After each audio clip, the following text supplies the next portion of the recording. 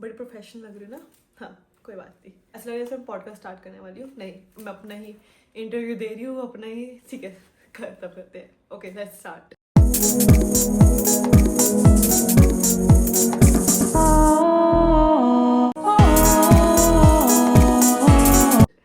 Hey everyone, welcome back to my YouTube channel. Hope आप सब लोग बहुत अच्छे होंगे। काफ़ी सारे क्वेश्चंस थे मेरी शादी के रिलेटेड, शादी के लिए कि ये वो फलाना ढिमकाना। चलो शुरू करते हैं। पहले तो चलते हैं थोड़ी सी शादी से पहले वाली बात। मेरे फेस मतलब क्वेश्चन ऐसे थे कि आपका फेस क्यों खराब हो रहा है, इतना क्या हो गया ऐसा, कि काफ़ी मेरा फेस ना एक्चुअली बहुत खराब हो रहा था। मतलब काफ़ी चीज़ें हुई, बहुत चीज़ें थी। मेरा फेस एक्चुअल में बहुत ज़्यादा ख़राब हो गया था कि पिंपल्स होने लग गए थे।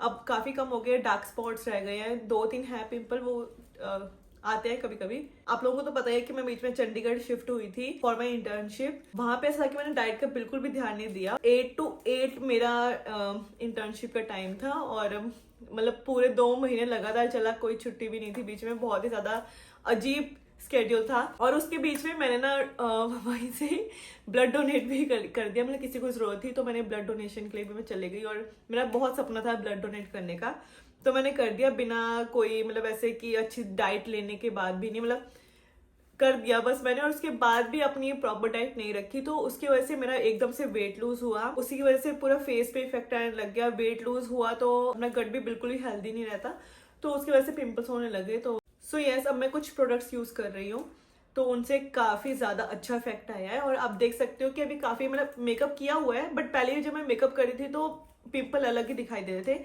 अभी जैसे मैंने मेकअप किया हुआ है तो थोड़े थोड़े बस एक डार्क स्पॉट्स रह गए हैं। प्रोडक्ट्स यूज कर रही हूँ जो ये पिंपल और डार्क स्पॉट्स से काफी मतलब मैं अब उभर पा रही हूँ, क्योर कर पा रही हूँ from this Cure Skin products. Cure Skin is an expert-led app and it covers all the skincare and hair care problems.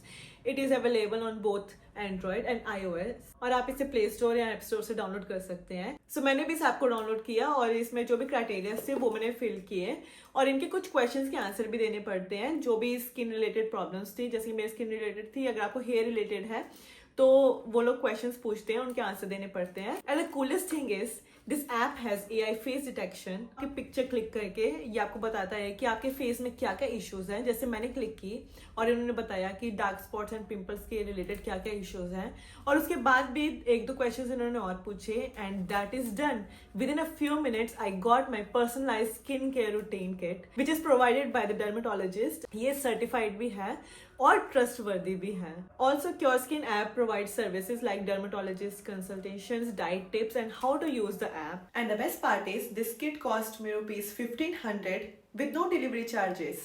And you can also get ₹100 off on the first purchase by using Simran100 code. Morning routine की बात कर लेते हैं। First I क्लींस my face with the face wash, और ये foam base है तो बहुत ही ज्यादा अच्छे से फोम बन जाती है, बड़ा अच्छा मतलब अच्छे से फेस क्लींस हो जाता है। एंड उसके बाद I use this cute little barrier restructure moisturiser, जिसे मैं पूरे फेस पे एंड नेक पे अप्लाई कर लेती हूँ अच्छे से। And after that I apply sunscreen which is must part of the skin care routine, और इसे कभी मत भूलना। And in the night routine again I cleanse my face with a face wash, and after that I apply barrier structure moisturizer, और उसके बाद फिर मैं ये क्यूटी सा रेटिनॉल सीरम लगाती हूँ, but on the pimples and dark spots, that's it. उसे और जगह अप्लाई नहीं करना। So that is for my skin. Girls जो भी सेम प्रॉब्लम फेस कर रहे हैं, so try it on yourself and link in the description box. Go ahead and check it out. करते हैं दूसरे क्वेश्चन के बारे में बात। नेक्स्ट क्वेश्चन इज ਜਦੋਂ फर्स्ट टाइम मिले से की रिएक्शन सीगा। रिएक्शन वॉज नल बिकॉज वो भी शर्मा रहे थे, मैं भी शर्मा रही थी। हमें मतलब ऐसे पता नहीं था कि हाँ होनी है ना होनी है। बस हम लोग फैमिली ने कहा कि मिलना है, बस हम लोग इसलिए गए थे। हम लोग ऐसा कि हम लोग बस फैमिली की तरफ मतलब फैमिली से बात कर रहे थे। हम लोगों ने एक दूसरे से जरा सी बात भी नहीं की थी, बस ऐसे बुलाया था सत श्री अकाल, बस दैट्स इट। तो ये फर्स्ट मीटिंग हमारी ऐसी हुई थी और शादी हो गई। हाँ जी, पूरी स्टोरी बताऊंगी, आगे क्वेश्चन है उससे रिलेटेड। थर्ड क्वेश्चन इज कि अरेंज मैरिज है या लव मैरिज। मतलब काफी लोगों को अभी तक कंफ्यूजन है कि लव मैरिज है, बट नहीं गाइज, ये टोटली अरेंज मैरिज है।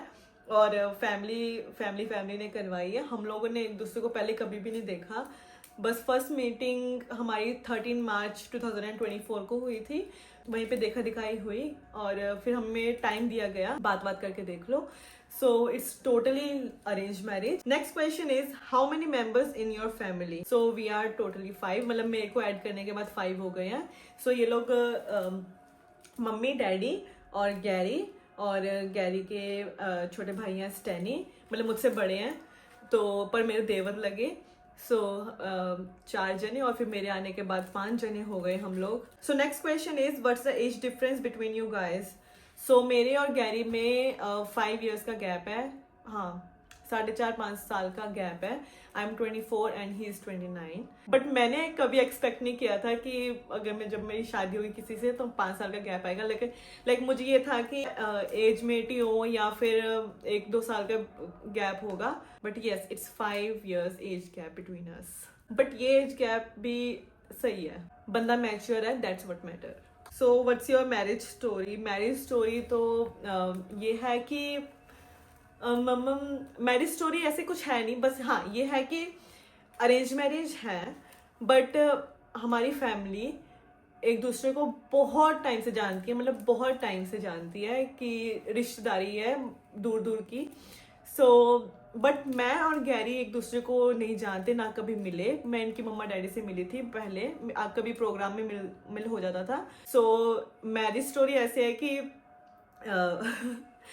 हमारे मम्मी और के दिमाग में पता नहीं क्या आया एकदम से कि इनकी फोटो भी हमारे घर पे आई थी। मतलब मेरी मम्मी इनका रिश्ता कहीं और करा रही थी, इनकी मम्मी मेरा रिश्ता कहीं और करा रही थी, पर पता नहीं एकदम से हमारी मम्मियों के दिमाग में क्या आया कि चलो एक बार ऐसा करते हैं कि हम दोनों को मिलाते हैं एक बार। 5 मैच हुई तो ठीक है। मार्च में हम लोग मिले और 10-15 दिन हमने बात की चैट पे। हमने ऐसा नहीं था कि हमने ऑन द स्पॉट ही हाँ ना, ऐसा कुछ नहीं हुआ था। बस हम लोग फैमिली मिले और फिर उसके बाद हमने व्हाट्सएप पे बात चैट वैट की, एक मीटअप किया। तो फिर हमने कहा कि चलो सही है। उसके बाद घर वालों ने कहा कि रोका कर दे, हमने कहा ठीक है कर दो। ऐसा हुआ ही नहीं कि हाँ हम लोग बैकआउट करें। उसके बाद फिर ये चले गए थे अप्रैल के फर्स्ट वीक में। तो उसके बाद से हमारा बस ऑनलाइन हम लोग ही बात करते, फेस टाइम पे। ये बाहर थे, मैं यहाँ थी, और फेस टाइम पे बात होती थी। होते नवंबर आ गया, फिर दिसंबर आ गया। नवंबर के 28 को हमारी एंगेजमेंट थी और 27 को इन्होंने मुझे प्रपोज किया। It was nice. फिर 6 को हमारी शादी हो गई, 7 को हमारा रिसेप्शन हो गया। अब 1 महीना हो गया शादी को। So yes, it's our story. So next question is आपने इतनी जल्दी शादी क्यों कर ली?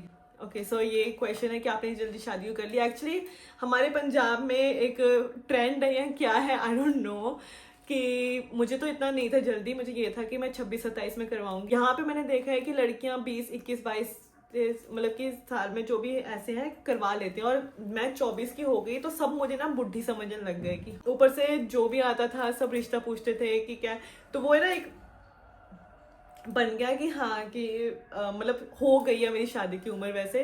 तो बस ऐसे ही हुआ कि, और मतलब मुझे ये नहीं था कि मैंने शादी करनी है नहीं करनी, बट यस जब मतलब इनसे मैं मिली तो ठीक लगा सारा कुछ। सो मैंने कहा okay done. Next question is आप कोई जॉब करोगे? यस ऑफ कोर्स मैं जॉब करूंगी। अभी तक थोड़ा सा सेटल होने में टाइम लग रहा है, तो ये सब होने के बाद जब गैरी भी चले जाएंगे तो फिर मैं थोड़ा फोकस कर पाऊंगी अपने कहते हैं एप्लीकेशन में या जो भी है। सो मैं अप्लाई करूंगी इधर उधर कंपनीज में। अगर वर्क फ्रॉम होम हो गया तो सही है, वरना देखेंगे आगे जॉब का। और कभी मैं अगर बाहर शिफ्ट हुई तो ऑफकोर्स वहां जाके तो भाई नौकरी तो करनी ही पड़ेगी। फैमिली में अगर 5 मेंबर है तो पांचों को ही काम करना पड़ता है। जैसे यहाँ पे 5 मेंबर, अगर एक भी काम करेगा तो पूरी फैमिली चल जाती है, वहाँ पे 5 को 5 काम करना पड़ता है। इन लॉज का हाउस कहाँ है? ये है जलंधर में।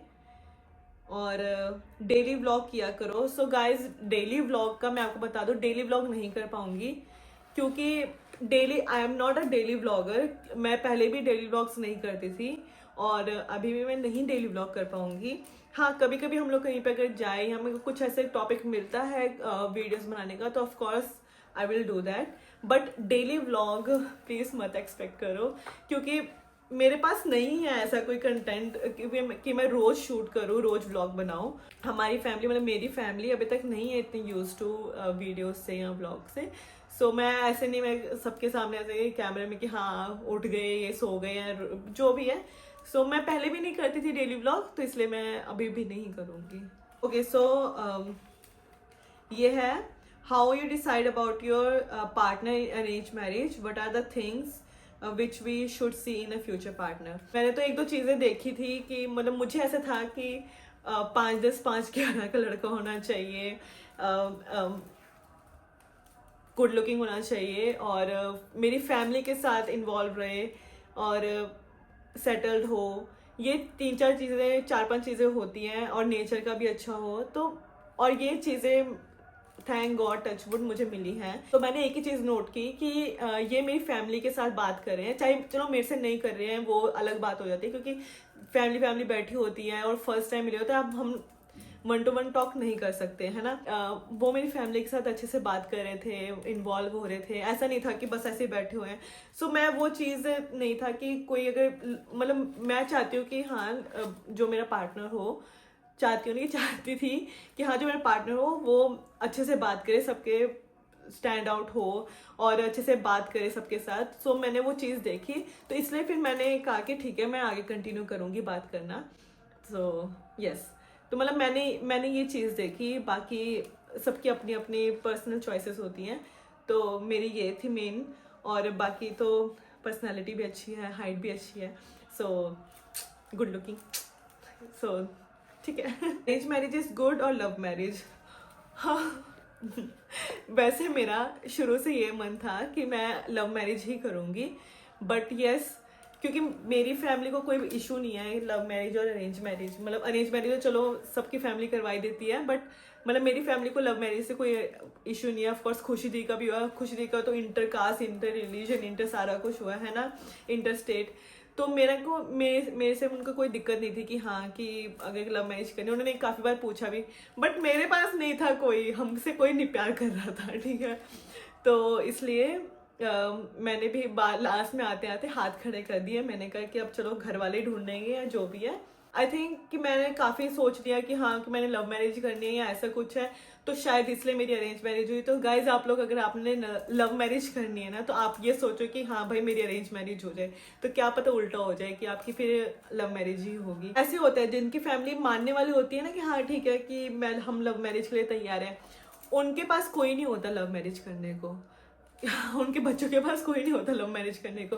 और जो है कि बहुत स्ट्रिक्ट पेरेंट्स हैं ऐसे वाले, उनके पास होते हैं, उनके बॉयफ्रेंड गर्लफ्रेंड होते हैं कि हाँ कि हम लव मैरिज करेंगे।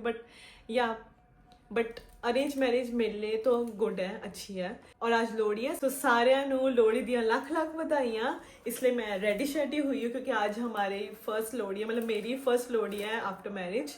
सो मैं वैसे कभी लोहड़ी पे रेडी नहीं हुई, कभी भी नहीं। मतलब ऐसा था कि हम लोग घर पे नॉर्मली मना लेते थे। तो thank you so much for watching this video. और अगर आपको ये वीडियो अच्छी लगी हो और अगर आपके मन में और भी क्वेश्चंस है तो जरूर कमेंट डाउन कीजिए। So thank you so much for watching this video. Bye bye, मिलते हैं एक नए वीडियो के साथ और हैप्पी लोहड़ी, बाय